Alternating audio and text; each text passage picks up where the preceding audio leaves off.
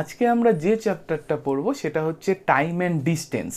ম্যাথের ক্ষেত্রে খুব ইম্পর্টেন্ট এবং সব থেকে বেশি আসা চ্যাপ্টার আমি বলেছিলাম তিনটে, সেটা হচ্ছে profit loss, time and work আর time and distance. Time and distance থেকে যে কোনো পরীক্ষাতেই প্রচুর ম্যাথ আসে। আমি বলেছিলাম আমাদের ম্যাথের ক্ষেত্রে আমরা দুটোই বেসিক চ্যাপ্টার করব, সেটা হচ্ছে একটা রেশিও প্রপোর্শন, একটা পার্সেন্টেজ। রেশিও প্রপোর্শনের মাধ্যমে টাইম অ্যান্ড ডিস্টেন্সের অঙ্ক যদি তুমি করো, যত কঠিনই অঙ্ক আসুক সেটা তোমার 20 to 25 সেকেন্ডে সলভ হয়ে যাবে। আমি হয়তো 25টাও বেশি বলে ফেললাম, আরও কমে সলভ হবে। কিন্তু তুমি যদি বেসিক অ্যাপ্রোচের মাধ্যমে টাইম অ্যান্ড ডিস্টেন্স করো তাহলে কিন্তু সময়সীমাটা 50 থেকে 55 সেকেন্ডে চলে যাবে পার অঙ্ক পিছু।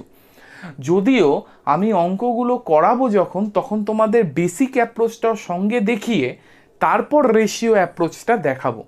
আমি চাই তোমরা যেন তোমাদের বেসিক অ্যাপ্রোচটাও মনে থাকে।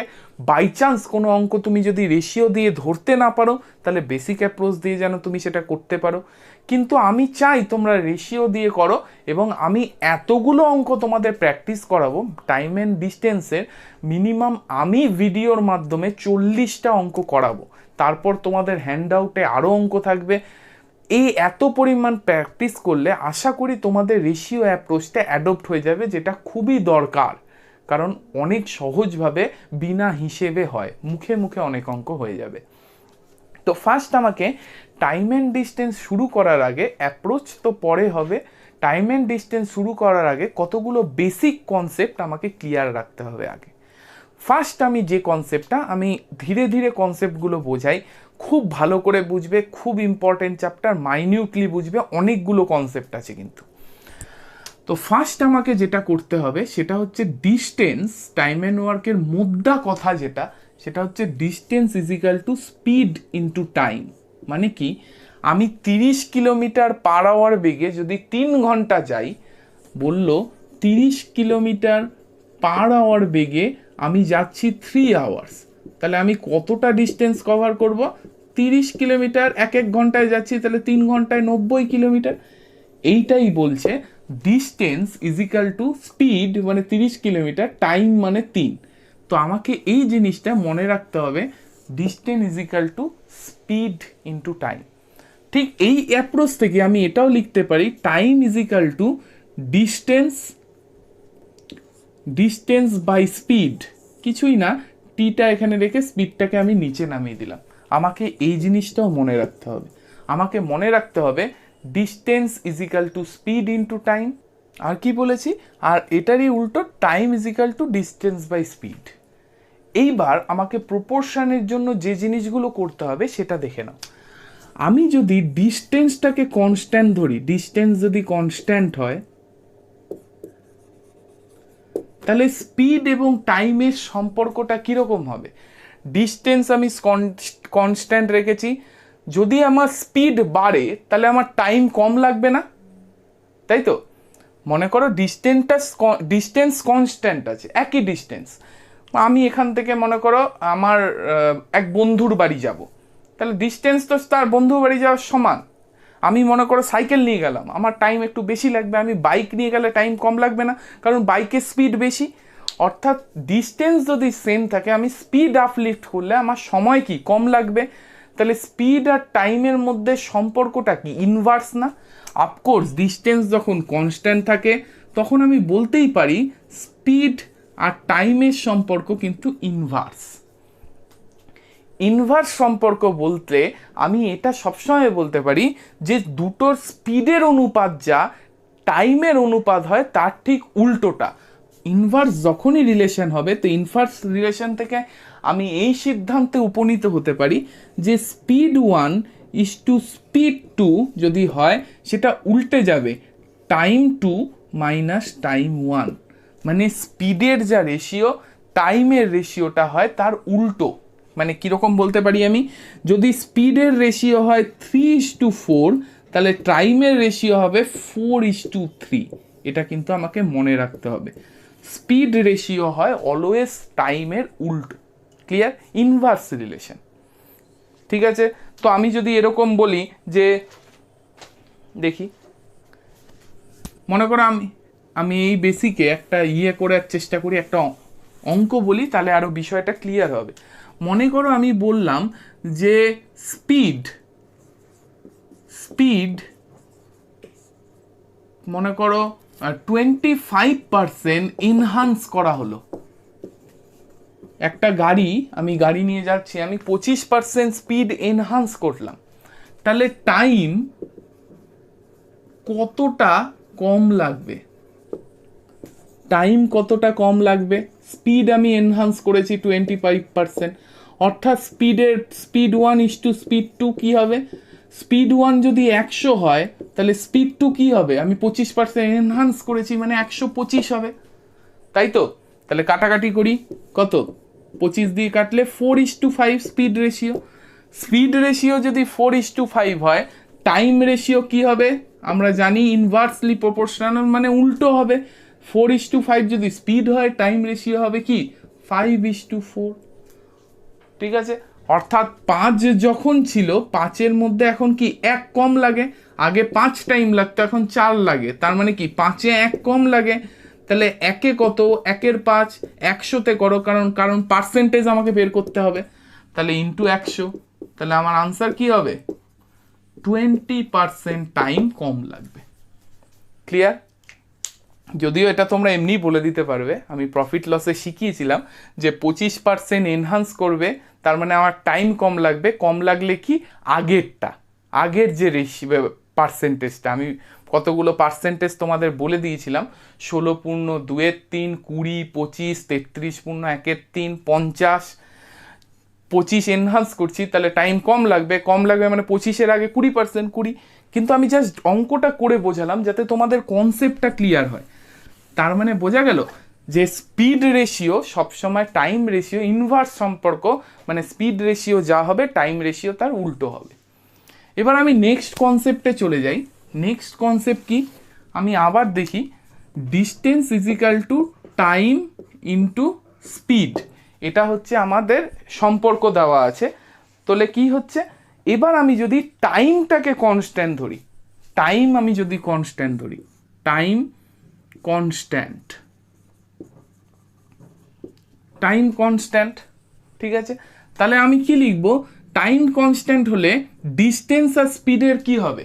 আমি মনে করো 3 ঘন্টায় টাইম নিচ্ছি, আমার স্পিড হচ্ছে 30 কিলোমিটার আওয়ার, তাহলে আমি 3 ঘন্টায় যাবো কত? 30 × 3 90। আমি স্পিডকে এনহান্স করছি 40, টাইম কিন্তু কনস্ট্যান্ট ওই 3 ঘন্টা, তাহলে এবার আমি কত যাব? 40 × 3 120। তাহলে ডিস্টেন্স আর স্পিডের সম্পর্ক, টাইম যদি কনস্ট্যান্ট থাকে, সেটা কি হয়? সেটা হয় প্রপোর্শনেট সম্পর্ক। Distance proportionate to speed. পরিষ্কার? তাহলে কি আমার এর থেকে আমরা কি উপনীত হতে পারি? অর্থাৎ যেটা স্পিড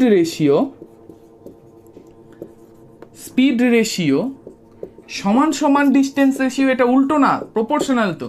তাহলে আমার যেটা স্পিড রেশিও, সেটাই হবে আমার ডিস্টেন্স রেশিও, তাই হবে না? প্রপোর্শনেট তো।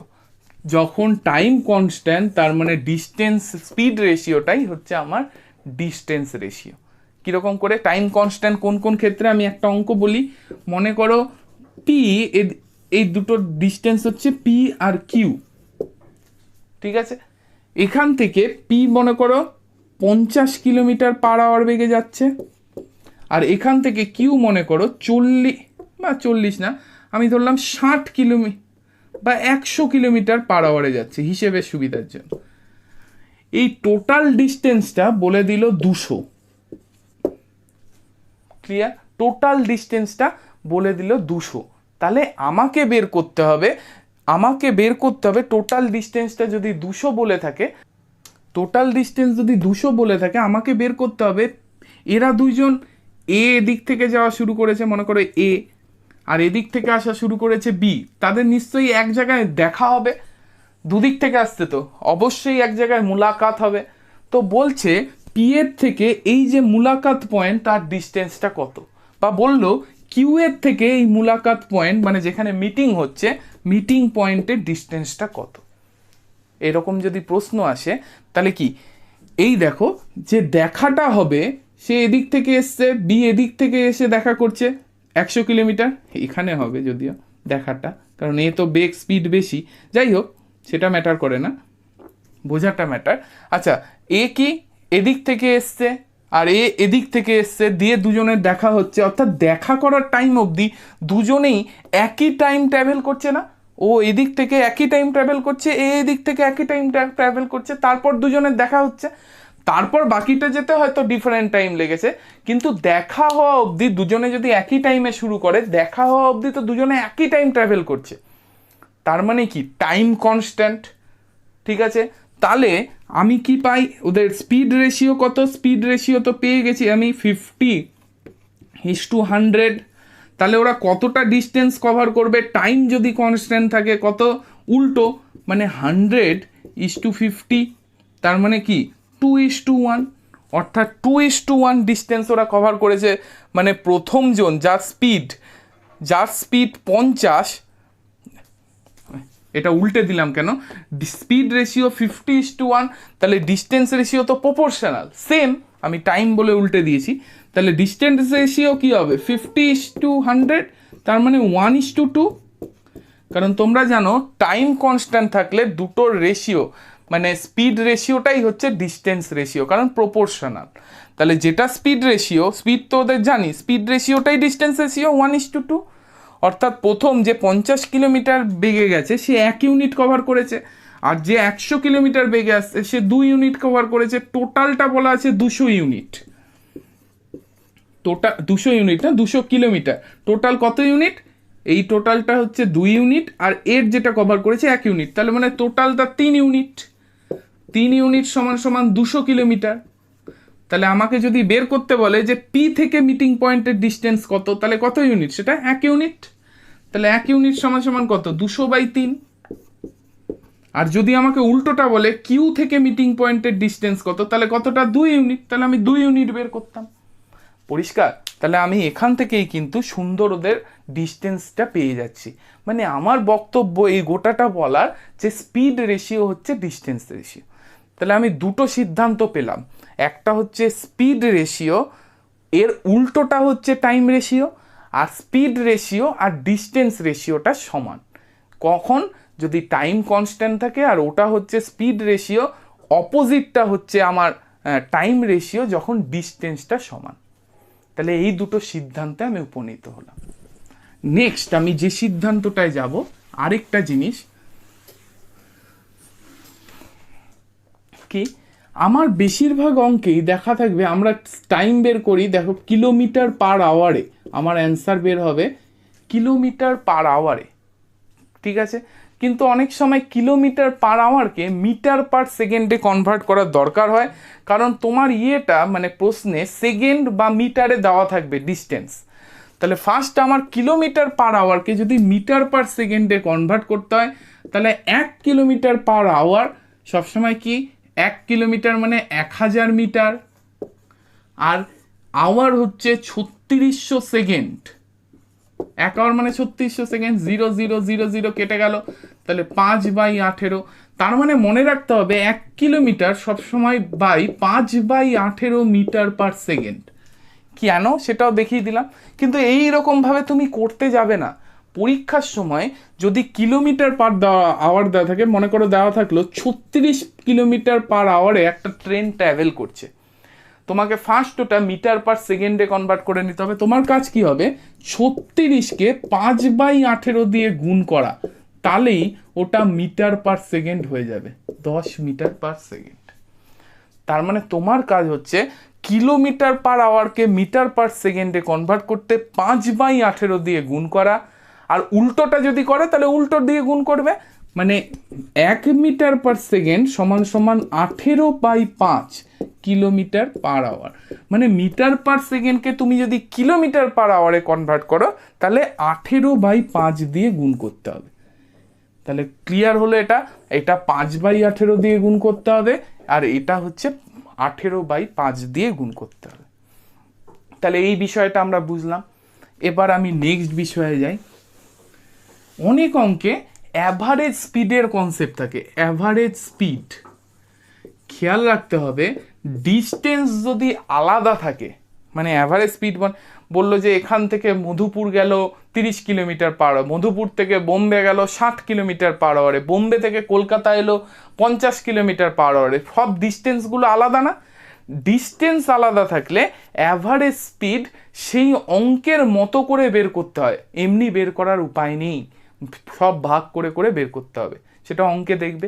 কিন্তু ডিস্টেন্স যদি সেম থাকে, মনে করে এখান থেকে মধুপুরে গেল 30 কিলোমিটার পার আওয়ার, আবার মধুপুর থেকে এখানে এলো 40 কিলোমিটার পার আওয়ার, আবার এখান থেকে মধুপুর গেল 50 কিলোমিটার পার আওয়ার, এক্ষেত্রে ডিস্টেন্সটা এখান থেকে মধুপুর সবসময় সেম না? ডিস্টেন্স সেম যদি থাকে, অ্যাভারেজ বের করার জন্য তোমাকে একটা ফর্মুলা মনে রাখতে হবে, দ্য অনলি ফর্মুলা যেটা টাইম অ্যান্ড ডিস্টেন্সে তোমার মনে রাখা দরকার। কি ফর্মুলাটা দেখে নি। অ্যাভারেজ স্পিড আপকোর্স যখন ডিস্টেন্স কনস্ট্যান্ট,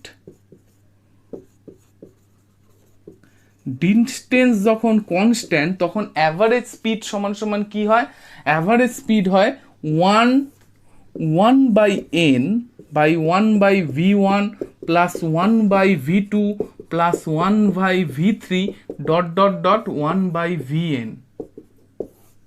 এটা আমাদের প্রবণতা আছে, দুইটা স্পিড দেওয়া থাকলে আমরা পড়ি 2xy x প্লাস y, তিনটে থাকলে তাহলে ভয়ঙ্কর, আরও চারটে থাকলে হিসেবই করা নেই আমার, আমি ওগুলো পড়বো না আলাদা আলাদা, আমি একটাই ফর্মুলা পড়বো, সেটা কি 1/n 1/v1, মানে স্পিড দেখো একটা দুটো তিনটে চারটে যতগুলো থাকুক, যদি 3 রকম স্পিড থাকে তাহলে n সমান সমান 3 হবে, আর এখানে v1 v2 v3 থাকবে।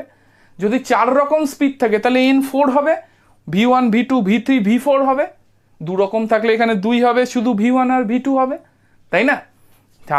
এইটা আমি শুধু মনে রাখবো, গোটা 1/n 1/v1 v2 v3 যতগুলো থাকবে, আর n হচ্ছে যতগুলো স্পিড ততটা শুধু আমি বসাবো নাম্বার।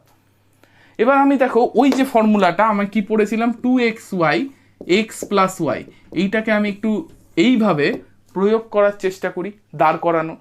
এখানে কি দুটো স্পিডের ক্ষেত্রে এই ফর্মুলা, তাহলে এখানে আমি পুট করি যে বাকিটা মুছে দিয়ে দুটো স্পিড শুধু রাখি, তাহলে এখানে কি হবে, দুটো যেহেতু স্পিড n তাহলে 2 রকম স্পিড, তিনটে স্পিড থাকলে n 3 হতো, তাহলে এখানে কি হচ্ছে 1 নিচে half v1 v2 v1 plus v2, এই যে v1 v2 লসাগু করলাম, এটা v1 আছে তাই v2 থাকবে, এখানে v2 আছে তাই v1 থাকবে, তাহলে v1 প্লাস v2, উল্টে দাও 2v1 v2 by v1 plus v2, এটাই আমি এক ফর্মুলা হিসেবে এটা দেখাচ্ছি যে 2xy x প্লাস y। কিন্তু আমি এটা করব না, এটা তো আমার দুটো, তিনটে থাকলে, চারটে থাকলে, পাঁচটা থাকলে তখন আমার সমস্যা, তাই আমি এইদিকে হাঁটবো না, আমি হাঁটবো কি 1/n 1/v1 1/v2 1/v3 dot dot dot চলতে থাকবে। ক্লিয়ার? নেক্সট কনসেপ্টে আসি, আর দুটো কনসেপ্ট।